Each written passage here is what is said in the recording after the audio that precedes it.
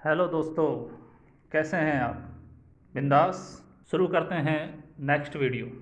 उससे पहले मैं रिक्वेस्ट करूंगा कि पिछले वीडियो आप ज़रूर देखें, क्योंकि स्टेप बाय स्टेप पूरा करना बहुत ज़रूरी होता है। तो पिछले वीडियो देखने के लिए आप डिस्क्रिप्शन के अंदर लिंक हैं, आप पहले वो देखिए, जिससे कि हम अच्छी तरीके से समझ सकें। Okay, thank you. Let's start. Book खरीदने के लिए आप डिस्क्रिप्शन में जाके लिंक पे क्लिक करके आप वहाँ से बुक खरीद सकते हैं। नेटवर्क मार्केटिंग को समझें कहानियों से। हर इंसान दिल का बुरा नहीं होता, हर उठता हाथ दुआ नहीं होता, बुझ जाते हैं दिए अक्सर अपनी कमियों से, हर बार कसूर हवा का नहीं होता। कहानी एक, अपने बंदरपन से आज़ाद हो। नेटवर्क मार्केटिंग के बारे में लोगों के मन में इतनी नकारात्मक धारणाएं क्यों रहती हैं? हर व्यक्ति जिसने नेटवर्क मार्केटिंग के बारे में थोड़ा बहुत सुना है, वह इसके बारे में अधिकांशतः विपरीत राय क्यों रखता है? कई ऐसे लोग जो इस प्रणाली के बारे में कुछ भी नहीं जानते, वो मौका पड़ने पर इसके बारे में नकारात्मक बातें क्यों कर देते हैं? इसका कारण इस कहानी से समझिए। बहुत दिनों तक इस विषय में रिसर्च करने के बाद यह लगने लगा कि ऐसे लोग बंदरों के सिद्धांत पर चल रहे हैं। एक कुएं में बहुत सारे बंदरों को डाल दिया गया। थोड़ी देर बाद उस कुएं में एक सीढ़ी लटकाई गई, जिसमें ढेर सारे केले लटके थे। केले को देखते ही बंदरों के मन में लालच आया। एक बंदर ने जैसे ही केले की ओर छलांग लगाई, बाहर से बर्फ का ठंडा पानी उसके ऊपर डाला गया। बंदर बिलबला उठा, उसे कुछ समझ में नहीं आ रहा। ठंडा पानी उसके साथ अन्य बंदरों पर भी डाला गया। कुछ समय बाद एक और बंदर ने केले की ओर छलांग लगाई, उसके ऊपर भी ठंडा पानी डाल दिया गया। फिर से अन्य बंदरों पर भी डाला गया। अब बंदरों को ये समझ में आने लगा कि ये केले की ओर छलांग लगाने की वजह से हो रहा है। थोड़ी देर बाद अजीब सा दृश्य देखने को मिला। और कोई भी बंदर ठंडे पानी के डर से केले की ओर छलांग नहीं लगा रहा था। थोड़ी देर बाद कुएं में डाले गए सभी पुराने बंदरों को एक एक करके बाहर निकाल लिया गया, और उसके साथ उसके स्थान पर नए बंदरों को कुएं में डाल दिया गया। नए बंदरों में से एक बंदर केले के लालच में जैसे ही आगे बढ़ा, उसकी खूब पिटाई हुई। अब ये देखा गया, जब भी कोई नया बंदर कुएं में आता, तो वह सीढ़ी पर लटके केले की ओर छलांग लगाने की कोशिश करता, बाकी बंदर उसको पकड़कर उसकी पिटाई कर देते। साथियों, कुछ देर बाद कुएं में एक भी पुराना बंदर नहीं था जिनके ऊपर पानी डाला गया हो, लेकिन यह प्रक्रिया अनवरत जारी थी। जैसे बंदर केले की ओर छलांग लगाने की कोशिश करता, बाकी बंदर पकड़कर उसकी पिटाई कर देते।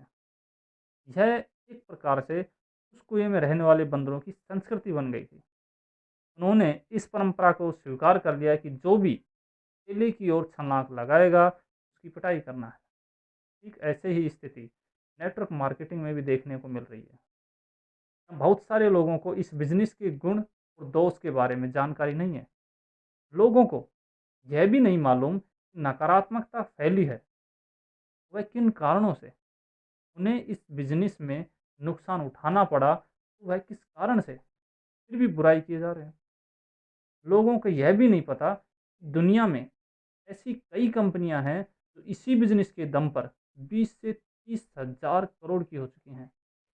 नेटवर्क मार्केटिंग में दुनिया भर में बिलियन से भी ज़्यादा का व्यापार किया है। बिना कुछ समझे लोग इसका विरोध कर रहे हैं। क्या ये लोग उन बंदरों की तरह नहीं है जिनके ऊपर कुएं में रहने के दौरान पानी नहीं गिरा, लेकिन वे परंपरा का पालन कर रहे हैं? मैं सिर्फ आपसे इतना कहना चाहता हूँ कि यदि आप आंख मूंद कर तथ्यों की पड़ताल किए बिना विश्वास करेंगे, तो जीवन में आप कभी आगे नहीं बढ़ पाएंगे। बंदरपन से अपने आप को आज़ाद कर अपनी सोच और बुद्धि का इस्तेमाल कर सही गलत का फैसला स्वयं लें। आपको ईश्वर ने इतनी समझदारी दी है, आप अपने भले बुरे का फैसला कर सकते हैं। किसी व्यक्ति को व्यापार में नुकसान उठाना पड़ा हो, तो इसका मतलब यह नहीं कि वह व्यापार गलत है। यह संभावना ज़्यादा है कि इस व्यक्ति की कार्य करने का तरीका गलत हो। यदि आपको लगता है कि नेटवर्क मार्केटिंग से आपके सपने पूरे हो सकते हैं, इस बिजनेस में आने से आपको अतिरिक्त आय का जरिया मिलेगा, आप अपने बचत समय का सदुपयोग कर अपनी समृद्धि को बढ़ा सकते हैं, तो नेटवर्क मार्केटिंग से ज़रूर जुड़ें। दूसरों की देखा-देखी में पढ़कर बिना तथ्य जाने बंदरों की तरह बर्ताव न करें। कहानी 2, सफलता प्रक्रिया में निहित है। नेटवर्क मार्केटिंग से जुड़ने वाले लोगों का संख्या बहुतायत में है, लेकिन ऐसा क्यों होता है कि उनमें से बहुत सारे लोग इस बिजनेस को छोड़ देते हैं या असक्रिय हो जाते हैं? सच तो यह है कि नेटवर्क मार्केटिंग से पलायन करने वाले लोग बिजनेस की इस प्रक्रिया में अपने और पसीना बहाने के लिए तैयार नहीं होते, और ना ही उनके सपनों में दम होता है। कौन सा ऐसा व्यवसाय है दुनिया में जिसमें सफलता प्राप्त करने के लिए लोगों को तपना न पड़ा हो? आप शिखर पर बैठे हैं, अधिकांश लोगों के जीवन में झांकेंगे, पाएंगे कि उनके जीवन में हमेशा ज़्यादा कष्ट था। अमिताभ बच्चन को शुरुआती दिनों में अपनी आवाज़ और ऊंचे कद के चलते फिल्मों में धक्के खाने पड़े। जिस स्वर कोकिला को हम लता मंगेशकर के नाम से जानते हैं, उनको अपना पहला गाना बहन की फीस भरने के लिए गाना पड़ा। ऑस्कर विजेता ए.आर. रहमान टैक्सी चलाया करते थे। सुपरस्टार रजनीकांत, जिन्हें दक्षिण भारत में पूजा जाता है, वो कंडक्टर का काम किया करते थे। हर सुपरस्टार ने अपना मुकाम तकलीफ़ों का सामना करके बनाया है, लेकिन हम लोग इस प्रक्रिया का हिस्सा नहीं बनना चाहते। सफलता प्राप्त करने के लिए हम संघर्ष नहीं करना चाहते। धन और समृद्धि के लिए सभी को शॉर्टकट चाहिए। असली सफलता तभी हासिल होगी जब आपको सफल होने के लिए कठिन परिश्रम करना पड़े।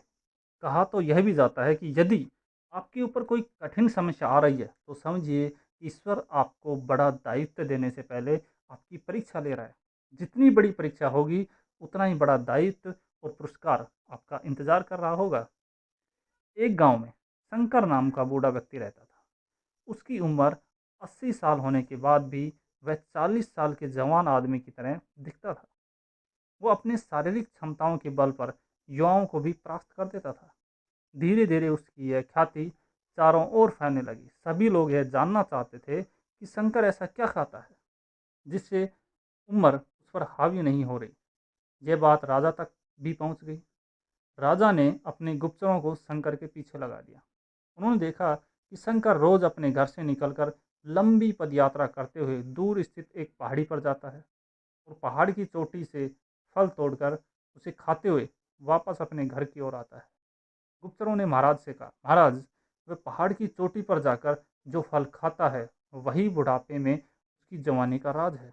महाराज ने शंकर को अपने दरबार में बुलाकर कहा कि हमें भी वह फल चाहिए। शंकर ने कहा, कल सूरज निकलते ही आपको मेरे साथ चलना पड़ेगा। अगले दिन फल की तलाश में महाराज जब शंकर के साथ पहाड़ की ओर निकले, थक गए। महाराज ने शंकर से पूछा, और कितना दूर चलना पड़ेगा? शंकर ने कहा, बस थोड़ी दूर। चलते चलते पहाड़ आ गए। शंकर ने महाराज से कहा, इसके ऊपर चढ़कर आपको चोटी तक पहुंचना पड़ेगा। महाराज ने कहा कि हम फल किसी सेवक से मंगा लेंगे। शंकर ने कहा कि फल आपको खुद तोड़कर खाना पड़ेगा। मुश्किलों का सामना करते हुए महाराज पहाड़ पर चढ़े। वहाँ बेर के पेड़ से कुछ फल तोड़कर शंकर ने महाराज के हाथों में देते हुए कहा, महाराज लीजिए, यही वह फल है। महाराज क्रोधित होकर बोले, हमें मूर्ख समझते हो? ये तो साधारण बेर के फल हैं, इससे कोई इतना जवान कैसे हो सकता है? शंकर ने महाराज को विनम्रतापूर्वक कहा, इस बेर के फल से कोई जवान नहीं हो सकता, लेकिन बेर के फल को तोड़ने के लिए प्रतिदिन मैं 10 किलोमीटर का सफ़र तय करता हूँ। उससे मैं स्वस्थ रहता हूँ। ताकत फल में नहीं, बल्कि फल को प्राप्त करने के लिए मेरे द्वारा किए जाने वाले कठिन प्रयास में नहीं था, और यही बुढ़ापे में मेरी जवानी का राज है। महाराज शंकर की बात सुनकर गदगद हो गए। महाराज ने शंकर को पुरस्कार देकर उसका सम्मान किया। महाराज को यह बात आ गई, सफलता प्रक्रिया में है। जितने भी लोग प्रक्रिया में मेहनत कर सफलता प्राप्त करने के बजाय शॉर्टकट का इस्तेमाल करते हैं, ये लंबे समय तक उस सफलता के शिखर में काबिज नहीं रह सकते। किसी भी व्यक्ति को अगर पहाड़ से फल तोड़कर लाकर दे दिया जाए, तो उसका स्वास्थ्य शंकर की तरह नहीं हो सकता। हम सबको प्रक्रिया का सम्मान करना होगा। हमें भी कड़ी मेहनत करने के लिए तैयार रहना होगा, जिसे सभी लोग नहीं करना चाहते। शॉर्टकट से धन प्राप्त करने के बजाय किसी से गलत वादे या धोखा देने की जगह सैद्धांतिक तरीके से व्यापार कर जब आप सफलता प्राप्त करेंगे, शिखर पर लंबे समय तक बने रहेंगे। हर दिन अपने सपनों के लिए ईमानदारी से करें प्रयास।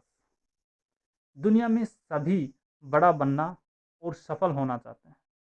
अगर हमें बड़ा बनना है तो हमारे जीवन के लक्ष्यों को भी बड़ा होना होगा। बड़े लक्ष्यों को प्राप्त करने का एक ही राज है, बड़े सपने देखना और लक्ष्य प्राप्त करने तक नहीं रुकना। वर्ष 1998 की बात है। एक दिन प्रसिद्ध नोवेल चिकन सूप के लेखक अपनी बेटी को लेकर एरोहेड नामक बहुत बड़े डैफोडिल पार्क में घूम रहे थे। जहाँ देखो वहाँ सैकड़ों डैफोडिल उगे हुए थे। आश्चर्यचकित बेटी ने पिता से पूछा, इतना बड़ा काम कैसे हुआ होगा? इसमें तो बहुत से लोगों की मेहनत लगी होगी। पिता मुस्कुरा उठे। दोनों बाग के बीच पहुंचे। वहाँ बोर्ड पर लिखा था, 2 हाथ 2 पैर और सामान्य बुद्धि वाली एक औरत ने 1958 में इस बगीचे का सपना देखा था। इसे अंग्रेजी में इस तरह लिखा गया है, 2 hands 2 feet 1 little brain 1 at time। एक सामान्य महिला ने अकेले 40 वर्षों तक हर रोज डैफोडिल का पौधा लगाया और उसकी इच्छा शक्ति की वजह से एक बहुत बड़े बाग की रचना हो गई। हमारे पास अनेक सपने और योजनाएं होती हैं, लेकिन यह स्पष्ट नहीं होता कि उन्हें प्राप्त कैसे किया जाए। दैनिक जीवन में हम इतने व्यस्त हैं कि सुबह से लेकर रात तक समय ही नहीं है। ऐसे में किसी नए सपने या लक्ष्य के लिए समय निकालना बेहद कठिन काम है। हर रोज बहुत बड़े वृक्ष पर कोई पूरी ताकत से सिर्फ 5 बार तेज धार वाली कुल्हाड़ी से वार करे तो कितना भी मजबूत पेड़ क्यों ना हो, एक दिन वह कटकर अवश्य गिर जाएगा। ठीक वैसे ही आपका सपना कितना भी बड़ा क्यों ना हो, आपका लक्ष्य कितना ही दूर क्यों न हो, उसे पूरा करने के लिए आपको थोड़ा सा वक्त, सच्चे प्रयास, अथक परिश्रम के रूप में लगाना ही होगा। आपको लक्ष्य की प्राप्ति से दुनिया की कोई ताकत नहीं रोक पाएगी। सपना छोटा हो या बड़ा, पूरा करने में उतनी ही मेहनत लगती है। फिर क्यों छोटा देखना? छोटे सपने भी उतना ही समय लेते हैं जितने बड़े सपने लेते हैं। बड़े सपने के लिए निश्चित रूप से आज आपको दिक्कतें नजर आएंगी, लेकिन याद रखिए, हर रोज लगातार छोटे छोटे प्रयासों से यह संभव है। ऐसा न करें कि एक दिन जोश में खूब मेहनत कर दें और फिर अगले दिन ठंडे पड़ जाएं। लोग इसी तरह से काम करते हैं, इसलिए वे ऊंचाइयों तक नहीं पहुंच पाते। बड़ी योजना, बड़े सपने, बड़ी महत्वाकांक्षा, बड़े लक्ष्य के लिए हर रोज छोटे छोटे प्रयास करें। सफलता जरूर आपके कदम चूमेगी। कहानी 4, नेटवर्क मार्केटिंग का लालच ले डूबना। हर व्यापार के दो पहलू होते हैं, एक अच्छा और दूसरा बुरा। जो व्यापार शॉर्टकट वाले होते हैं या जिन तरीकों में चोरी होती है, वहाँ अक्सर ऐसा महसूस होता है कि वहाँ पर धन की प्राप्ति ज़्यादा होगी। धन के लालच में व्यक्ति हर एक तरह से अपनी आंखें बंद कर लेता है और वह चुपचाप काम करता रहता है। यदि वह ईमानदारी से सोचे तो निश्चित रूप से इसका दुष्परिणाम उसे पता होता है। लालच आत्म विश्लेषण के दरवाजे बंद कर देता है। लालच परिस्थितियों के निष्पक्ष आकलन करने की क्षमता को खत्म कर देता है। बीते कुछ वर्षों में बहुत सारे लोग नेटवर्क मार्केटिंग के चक्कर में अपनी वर्षों की जमा पूंजी खो चुके हैं। यदि आप इन नेटवर्क मार्केटिंग कंपनियों का विस्तृत रूप से अध्ययन करेंगे तो इन कंपनियों में महज कुछ प्रतिशत कंपनियां ऐसी थी जो सिद्धांतों पर आधारित थी। अधिकांश से डूबने वाली कंपनियों की नीयत खराब थी। नेटवर्क कंपनियां जिन्होंने लोगों को मोटी कमाई का झांसा दिया, उनके प्लान में भी लालच था। ये लोगों को रातों रात अमीर बनने के सपने दिखाते थे। लोग भी लालच के वशीभूत होकर मोटी कमाई का झांसा देने वाली कंपनी का हिस्सा बनते हैं। आपको यह मालूम होता है कि यह कंपनी आपको धोखा देकर भाग सकती है, लेकिन लालच ऐसी चीज़ है, इंसान इस चक्रव्यूह में फंस जाता है। सच्चाई यह है कि इंसान अपनी वजह से डूबता है, ना कि कंपनी की वजह से। एक व्यक्ति ने एक गांव वाले से कहा कि वह 100 रुपए में बंदर खरीदेगा। जो जितने बंदर ला सके लाकर पैसे संभाले। उसकी बात सुन सभी गांव वाले प्रसन्न हो उठे। सब जंगल की ओर दौड़कर वहां से बंदर पकड़ पकड़ कर लाने लगे और उस आदमी को बेचने लगे। कुछ दिन बाद यह सिलसिला कम हो गया। लोगों को दिलचस्पी भी कम हो गई और बंदर भी आसानी से मिलने कम हो गए। फिर उस आदमी ने गांव वालों को एक नया प्रस्ताव दिया कि वह अब हर बंदर का उन्हें 200 रुपये देगा। गांव वाले फिर बंदर पकड़ने के लिए जंगल की ओर भागे। जो थोड़े बहुत अंदर जंगल में थे वो भी पकड़ में आ गए। कुछ दिन बाद उस आदमी ने गांव वालों से कहा अब वह एक बंदर पकड़ने का उन्हें 500 रुपये देगा। लोग उत्साह में भरकर फिर जंगल की ओर गए, लेकिन अधिकांश बंदर पकड़े जा चुके थे। सब निराश थे। इतने में उस व्यक्ति का एक सहायक बंदर पकड़ने वाले के पास आया। मैं आपको चुपचाप एक उपाय बताता हूँ। मैं आपको 300 रुपये में बंदर दूंगा। आप मेरे साहब के पास 500 रुपये में बेच देना। गांव वाले को उसकी यह तरकीब पसंद आई और उन्होंने 300 रुपये में उस व्यक्ति से बंदर लिए और अगले दिन से 500 में बेचने के लिए उस व्यक्ति के पास चले गए। लेकिन न वहाँ व्यक्ति था जो उनके बंदरों को खरीदता और न ही उस व्यक्ति का सहायक जिसने लोगों को उपाय बताया था। अपने द्वारा ही पकड़े गए बंदरों को 100 और 200 में बेचा। बाद में 300 में खरीदकर सब अपने सर धुनने लगे। साथियों, हमें इस कहानी से ये सीख मिलती है कि हम थोड़ा सा धन अर्जित करते हैं और लालच में आ जाते हैं। फिर थोड़ा और धन अर्जित करने का यह लालच बढ़ता ही जाता है। हम अपने आप को ज़्यादा धन प्राप्त करने के लालच के जाल से बाहर ही नहीं निकाल पाते तो अपनी पूंजी गंवा बैठते हैं। इस बात में पूरी सच्चाई है कि नेटवर्क मार्केटिंग में लोगों ने लालच में अपनी पूंजी खोई है। इसलिए नेटवर्क मार्केटिंग को गंभीर व्यापार की तरह सिद्धांतों पर सोच समझ कर कीजिए। शॉर्टकट और लालच के रास्ते एक दिन आपको जरूर नुकसान पहुंचाएंगे। कहानी 5, नेटवर्क मार्केटिंग और फोकस। नेटवर्क मार्केटिंग में सफलता के लिए सबसे ज़रूरी चीज़ है फोकस। लोग नेटवर्क मार्केटिंग से जुड़ते हैं तो शुरुआत में खूब ध्यान देते हैं, लेकिन जैसे ही किसी व्यक्ति या नकारात्मक जवाब मिलता है वे कमज़ोर पड़ जाते हैं। उनका ध्यान इस व्यापार से हट जाता है। वे इस व्यापार से जुड़े सपनों को भूल जाते हैं।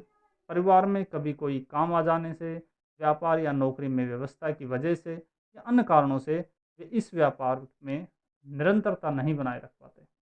इसके बाद उनका फोकस बिजनेस से हट जाता है और वे पुनः सक्रिय नहीं हो पाते।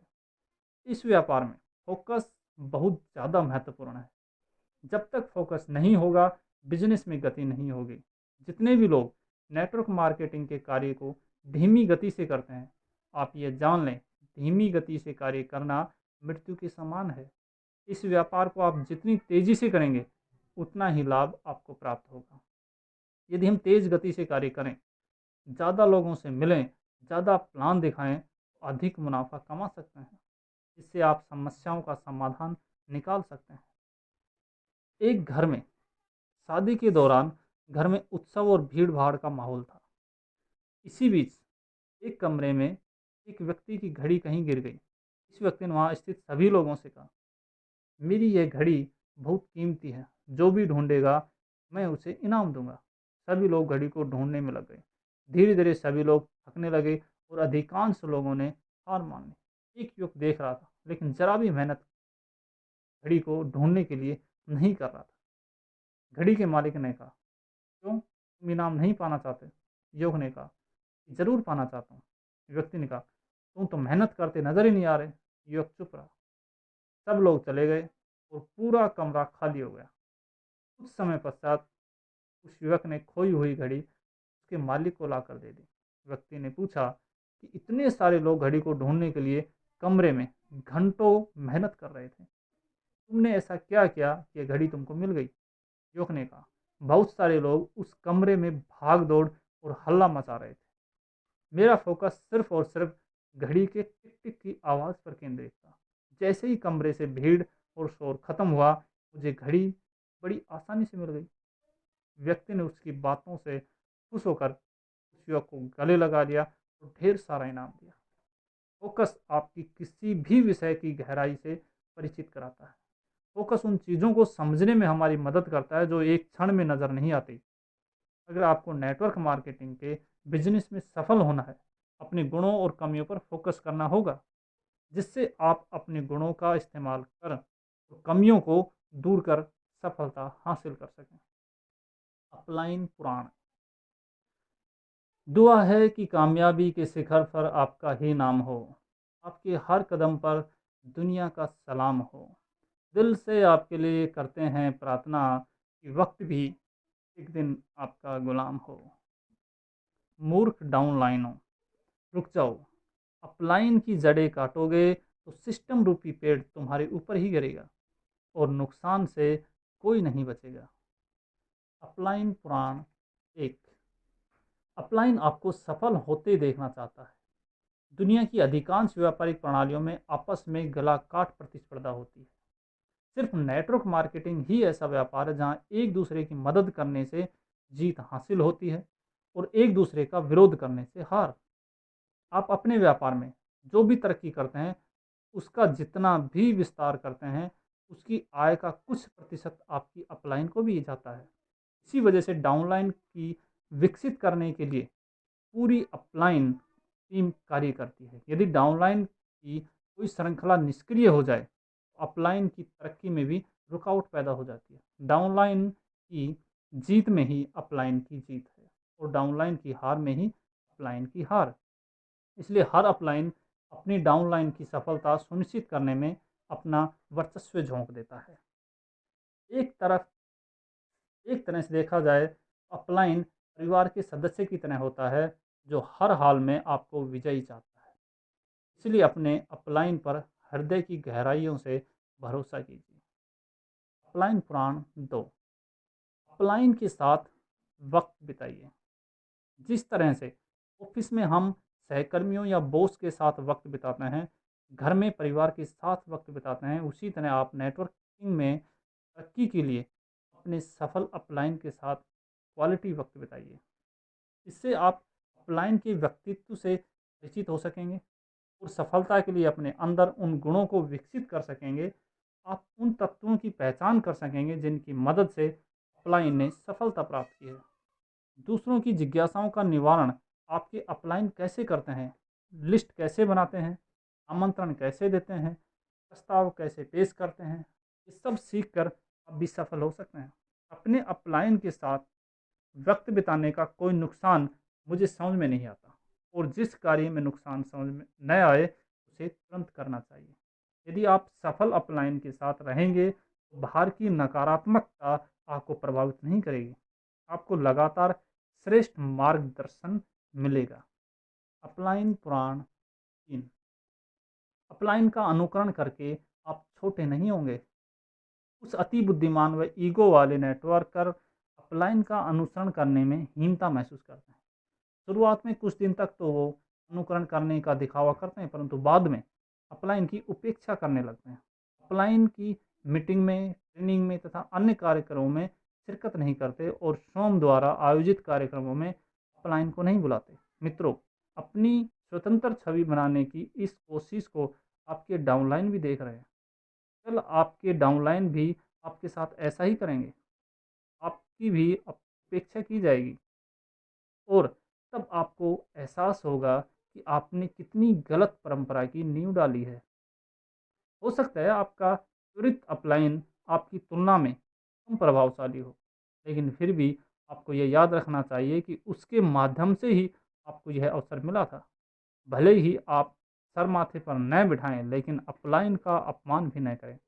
अपलाइन के अच्छे गुणों को आत्मसात करके तथा अच्छी आदतों का अनुकरण करके आप ही नहीं वरन और शक्तिशाली बनकर उभरेंगे। अपलाइन पुराण 4। अपलाइन को डुप्लीकेट कीजिए। मैं अपने सेमिनार में हमेशा यह बात कहता हूँ कि नेटवर्क मार्केटिंग में बुद्धिमानों के असफल होने का प्रतिशत ज़्यादा होता है। बुद्धिमान नियम तोड़कर नए रास्ते पर चलते हैं और फिर असफल होकर व्यापार छोड़ देते हैं। कभी कभी शुरुआत में कुछ सफलता मिलती है, परंतु जल्दी ही हाथ से फिसल जाती है। आपके पहले आपके अपलाइनों ने बहुत सारे लोगों से व्यापार किया है, इसलिए वे रास्ते में आने वाली मुश्किलों से पूरी तरह परिचित हैं। जिन परिस्थितियों से एक नया नेटवर्कर गुजरता है, उन्हीं परिस्थितियों से सफल नेटवर्कर भी गुजर चुके हैं। अगर दिमाग लगाकर मुंह की खाने के बजाय आप अपने अपलाइन से मशवरा कीजिए। मैं पूरे दावे से कहता हूँ, यदि आप एक सफल अपलाइन को 100% डुप्लीकेट कर रहे हैं, तो आपकी सफलता का प्रतिशत अन्य लोगों से ज़्यादा होगा। इतना तो निश्चित है कि असफल तो आप किसी भी सूरत में नहीं होंगे। सफल अपलाइन की प्रस्तुति के तत्व समझिए, पूरी तरह से उसके व्यक्तित्व में घुस जाइए। इसके बाद अपने व्यक्तिगत गुण उसमें मिला लीजिए, फिर आपकी सफलता को कोई नहीं रोक सकता। अपलाइन पुराण 5। जो व्यवहार अपलाइन से करेंगे, वैसा ही डाउनलाइन से पाएंगे। आप नए नेटवर्कर हो या वरिष्ठ हो, परंतु एक सिद्धांत सदैव याद रखिए कि जो भी आदत, तरीका या सिद्धांत अपने समूह में फैलाना हो, सबसे पहले आप उसका पालन शुरू कीजिए। यदि आप सिर्फ भाषण दे रहे हैं और आपका आचरण विपरीत है, तो आपके भाषण का कोई प्रभाव नहीं पड़ेगा। आप अपलाइन से स्नेह रखते हैं, सामने आने पर गर्मजोशी व सम्मान से पेश आते हैं, अपनी डाउनलाइन के सामने अपलाइन की प्रशंसा करते हैं, तो आप देखेंगे कि आपके डाउनलाइन भी आपसे वैसा ही व्यवहार करेंगे। वे भी आपकी प्रशंसा और सम्मान करेंगे। आप अपनी अपलाइन से बात पर सबके सामने असहमति दिखाएं और विद्रोह करेंगे, तो आपकी डाउनलाइन में भी ऐसा करने का साहस पैदा हो जाएगा और एक दिन अपना बोया हुआ आपको खुद काटना पड़ेगा। इसलिए यदि अपलाइन से किसी बात पर आपकी असहमति हो, तो संयत होकर बिल्कुल व्यक्तिगत रूप से चर्चा करें। दूसरों के सामने निंदा, आलोचना करना आपके ग्रुप में एक नए असंतोष को जन्म दे सकता है। अपलाइन का सामने और पीठ पीछे हर जगह सम्मान दीजिए। अपलाइन प्राण 6। अपलाइन की आय पर टिप्पणी मत कीजिए, ये कड़वा सच है। धन बहुत बड़ा प्रेरक तत्व है। अपलाइन को आय और जीवन शैली बहुत से लोगों के मन में जोश व जुनून पैदा करती है। उनकी जगह पर खुद की कल्पना करके नए नेटवर्कर रोमांचित हो उठते हैं। कभी कभी यह भी देखने में आता है कि नए नेटवर्कर अपनी मीटिंग में अपलाइन की आय का विस्तृत लेखा जोखा देकर श्रोताओं को प्रभावित करने का प्रयास करते हैं। कुछ नेटवर्कर तो अपनी अपलाइन पर यह टिप्पणी भी कर देते हैं कि हम काम करते हैं और अपलाइन उनकी वजह से खाते हैं। मित्रों, इस संसार में कोई किसी की वजह से नहीं खाता, सबका अपना भाग्य है। यदि आपकी अपलाइन के हिस्से में आपकी मेहनत का कुछ अंश जाता है, तो आपकी डाउनलाइन का भी कुछ हिस्सा आपको आता है। इसलिए दूसरों पर टिप्पणी करने से पहले अपनी हकीकत भी समझ लीजिए। मीटिंग में कभी कभार अपलाइन की आय या अपनी आय का संकेत देना गलत नहीं है, लेकिन हर बार इस विषय को बीच में लाना नुकसानदेह है।